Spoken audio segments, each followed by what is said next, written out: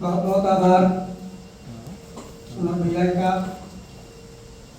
आज के इस कार्यक्रम के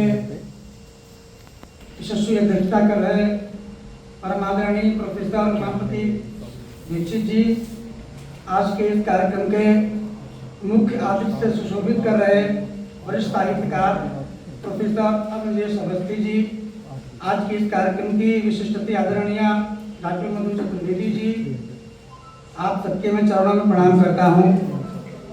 भाई अरविंद पथिक जी, आपका बहुत बहुत स्वागत और आभार जो आपने मुझे यहाँ पर इस ग्रुप में बोलने का अवसर प्रदान किया है। आज के इस कार्यक्रम का कुशल संचालन कर रहे भाई मनोज श्रीवास्तव अनाम जी, सुशील पथिक जी, आप दोनों को बहुत बहुत आभार ज्ञापित करता हूँ। समस्त उपस्थित सभी विद्वजनों का, सभी देवियों सज्जनों का मैं बहुत बहुत आभार, बहुत बहुत प्रणाम करता हूँ। विनम्रता पूर्वक आपका स्वागत और अभिनंदन करता हूँ। देखिए, आज कार्यक्रम के 3 भाग हैं।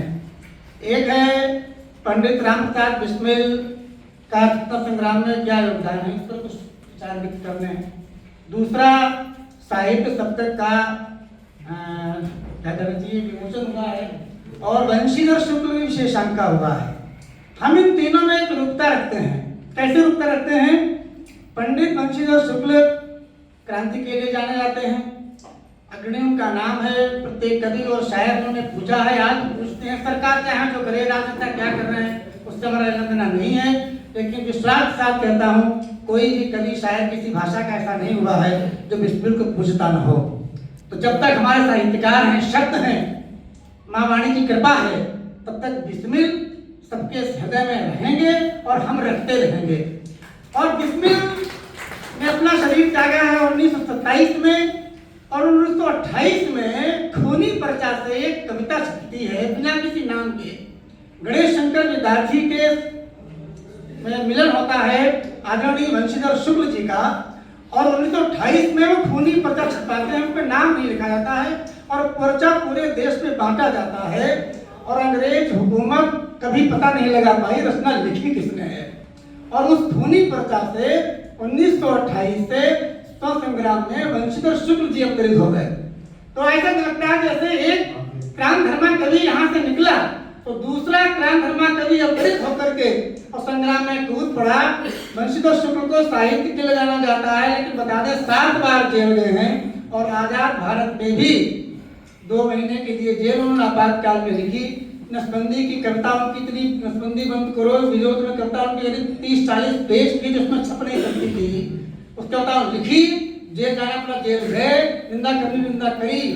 और मुझे लगता है तो साहित्य सप्तक का प्रकाशन शुरू हुआ है और 1 वर्ष सफलतापूर्वक पूरा किया है। उसके पीछे भी कहीं न कहीं हमारी क्रांति वाली सोच ही है कि मौलिकता पर जब प्रश्न उठे, साहित्य पर प्रश्न उठे, आज के इंटरनेट मीडिया में जब लोग पढ़ते नहीं हैं, ऐसे समय में जब निकालना और वो भी इतने अच्छे कलेवर में निकालना एक दुष्कर कार्य था। लेकिन उस कठिन कार्य को भी, दुरूह कार्य को भी आदरणीय पथिक जी ने अपने सब मित्रों के सहयोग से बड़ी कुशलता पूर्वक, सफलता पूर्वक पूरा किया है। तो मुझे लगता है कि ये निर्भीकता है, साहस है, निडरता है और बेवाक टिप्पणी करना कविता के माध्यम, शब्दों के माध्यम से। और जहाँ वंशीधर शुक्ल में थी, पंडित राम प्रसाद बिस्मिल में थी, वो साहित्य सप्तक में भी है। और कहीं कहीं हमारे अरविंद पथिक जी इसी आभा के लिए जाने जाते हैं। पूरे देश में इनका कोई सानी नहीं है, तो यह बेवाक टिप्पणी करने के लिए किसी के सामने समझौते की कोई गुंजाइश नहीं रहती है। और पंडित राम प्रसाद बिस्मिल तो शाहजहांपुर का नामी उनसे है, लेकिन दुर्भाग्य की बात यही है कि जैसा कि कहा भी गया है कि उनके नाम से राजनेताओं ने भी, सरकारों ने भी कुछ नहीं किया। हम तो कहते शाहजहांपुर में कुछ कर देते। अरे हम तो कहते हैं कि तुम्हारा इतना नाम बदलने का शौक है तो एक बार शाहजहांपुर का नाम ही बदल देते, बिस्मिल के नाम से रख देते, क्या जाता है इसमें।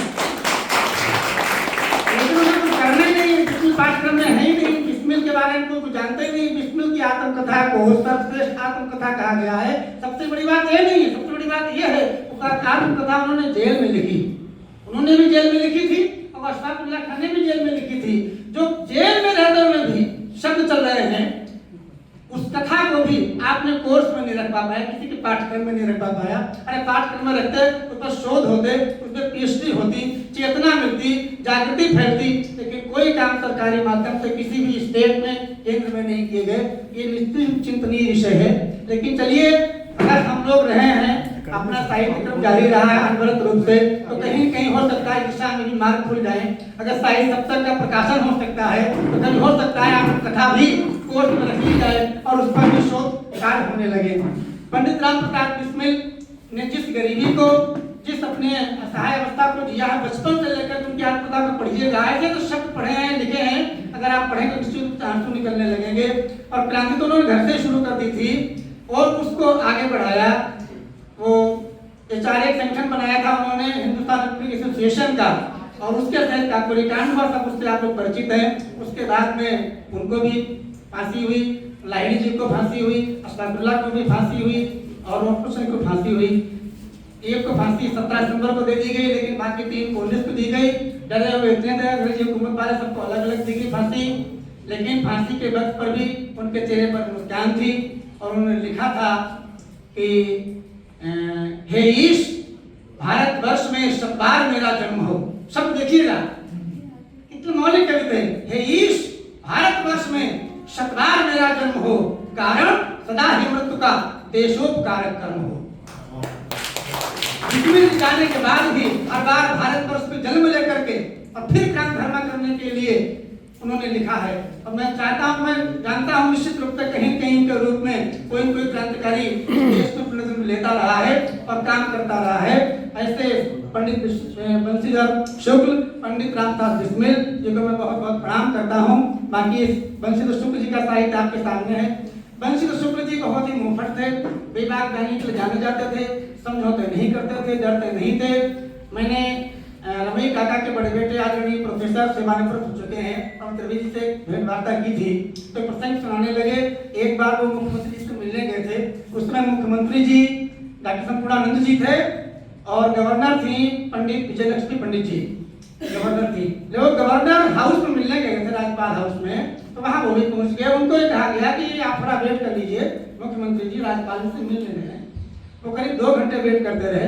2 घंटे तक कोई जवाब नहीं आया। एक कागज उठाया, उस पर 2 पंक्तियां लिखी, विजय लक्ष्मी भवन में है संपूर्ण आनंद, सीता को फुसला रहा लंकेश्वर स्कंद। और लिखी नहीं, लिख करके वो पंक्तियां अंदर भिजवा भी दी। जब भिजवाई तब संपूर्णानंद दौड़ करके आए, उनसे मिलने आए थे।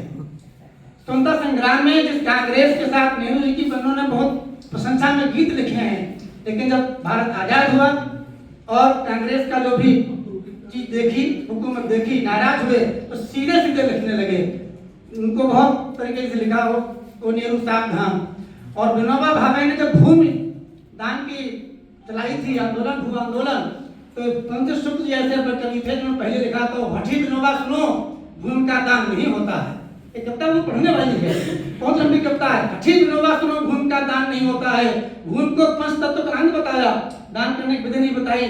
बताते हैं उनके हम बेटे से मिले थे, उन्होंने बताया था कि विनोबा भावे जाकर के वो क्षमायाचना करी कि अगर ये आप इस तरीके से अपना पढ़ोगे तो हमारा तो आंदोलन चौपट हो जाएगा। फिर जाकर किस तरीके से बात बनी, तो बहुत ही बढ़िया था। उनके गीत को नेताजी सुभाष चंद्र बोस ने प्राण गीत बनाया। उनके गीत को आप अगले कदर मचाए से जनकवि की उपाधि दी गई। ऐसे बंशीधर शुक्ल जी बहुत ही कृतित्व और व्यक्तित्व उनका बहुत ऊंचा। 5 साल विधायक भी रहे 1857 से 1962 तक, लेकिन कांग्रेस से नहीं रहे। जयप्रकाश नारायण के संपर्क में समाजवादी दल से विधायक हुए थे, लेकिन 5 बार विधायक होने के बाद भी, 7 बार जेल जाने के बाद भी, आजाद भारत में जेल जाने के बाद भी उनकी पहचान साहित्य के लिए है। अवधि सम्राट के रूप में जाने जाते हैं। उनके गीत लोगों की जुबान पर हैं। ऐसे वरिष्ठ साहित्यकार का विशेषांक प्रकाशित करने के लिए भाई अरविंद प्रतीक को, साहित्य सप्ताह को बहुत बहुत बधाई, बहुत बहुत आभार। और पंडित रामप्रसाद बिस्मिल और सबको प्रणाम करता हुआ साहित्य सप्ताह 1 साल पूरा किया है, निरंतर इसी तरीके से चलता रहे, ऐसी शुभकामना करता हुआ मैं आप सबको प्रणाम करता हूँ।